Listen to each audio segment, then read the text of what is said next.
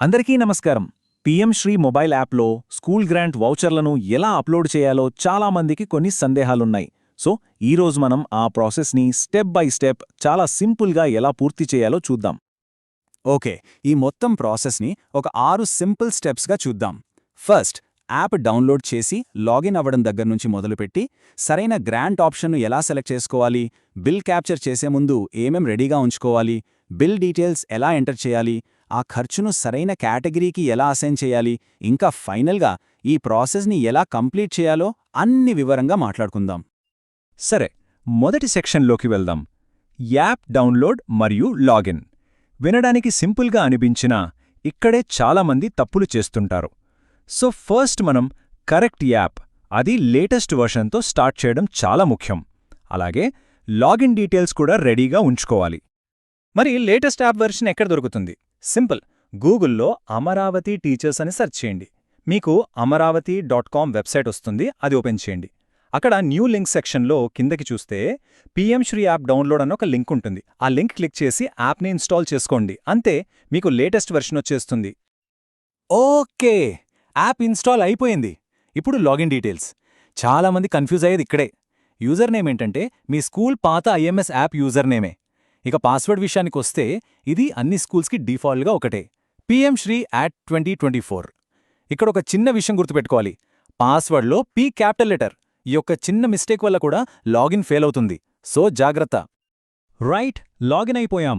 ఇప్పుడు యాప్ లోపలికి వచ్చాక మన నెక్స్ట్ స్టెప్ సరైన గ్రాంట్ ఆప్షన్ను సెలెక్ట్ చేసుకోవడం. ఇది చాలా ఇంపార్టెంట్. ఎందుకంటే ఇక్కడ మనం తప్పు ఆప్షన్ సెలెక్ట్ చేస్తే ఆ తర్వాత చేసే ప్రాసెస్ అంతా వేస్ట్ అయ్యే ఛాన్స్ ఉంది. సో కేర్ఫుల్గా చూద్దాం. మీరు చూసినట్లయితే ఇక్కడ 2 ఆప్షన్లు కనిపిస్తాయి.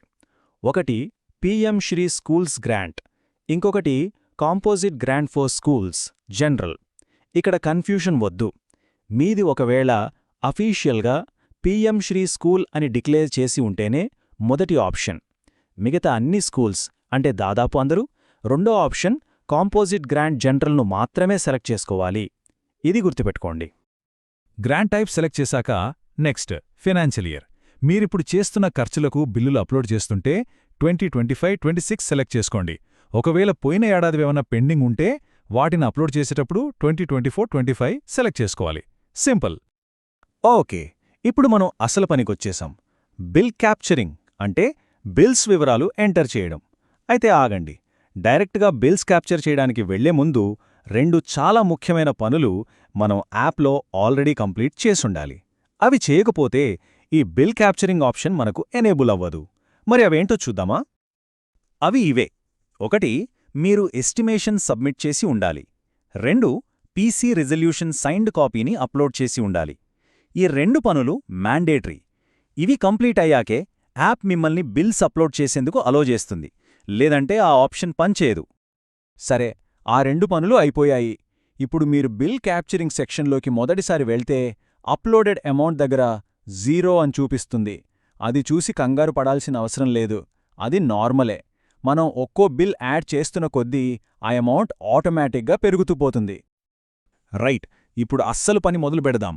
అదేనండి, బిల్ వివరాలు ఎంటర్ చేయడం. ఒక్కో బిల్లుని ఎలా క్యాప్చర్ చేయాలో ఇప్పుడు స్టెప్ బై స్టెప్ ప్రాసెస్లో చూద్దాం.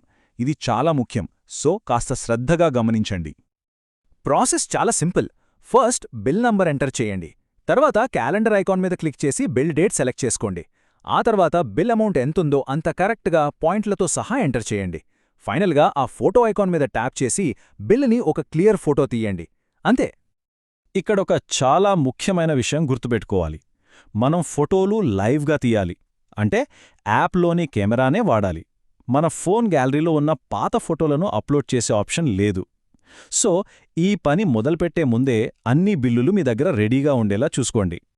సరే, అంతా బానే ఉంది గాని ఒక డౌట్ రావచ్చు. అదేంటంటే కొన్ని బిల్స్కి నంబరే ఉండదు కదా, మరప్పుడెలా? ఇది చాలా కామన్ ప్రాబ్లం. దానికి సొల్యూషన్ చాలా సింపుల్. బిల్ మీద నంబర్ లేకపోతే మీరే ఒక పెన్తో దానిమీద ఒక సీరియల్ నంబర్ అంటే 1, 2, 3 అలా వేసేయండి. ఆ తర్వాత ఫోటో తీయండి. అంతే, ప్రాబ్లం సాల్వ్డ్. ఇది పర్ఫెక్ట్గా పనిచేస్తుంది. ఓకే, బిల్ డీటెయిల్స్ ఇచ్చి ఫోటో తీశాం. నెక్స్ట్ ఏంటి? ఇప్పుడే అసలైన పని. మనం ఎంటర్ చేసిన ఈ ఖర్చుని మనం ముందుగా సబ్మిట్ చేసిన ఎస్టిమేషన్లోనే సరైన కేటగిరీకి మ్యాప్ చేయాలి. అంటే కొన్నది పుస్తకాలైతే స్టేషనరీ కేటగిరీకి, ఇంకేదైనా అయితే దానికి సంబంధించిన కేటగిరీకి అసైన్ చేయాలన్నమాట. అది ఎలా చెయ్యాలో చూద్దాం.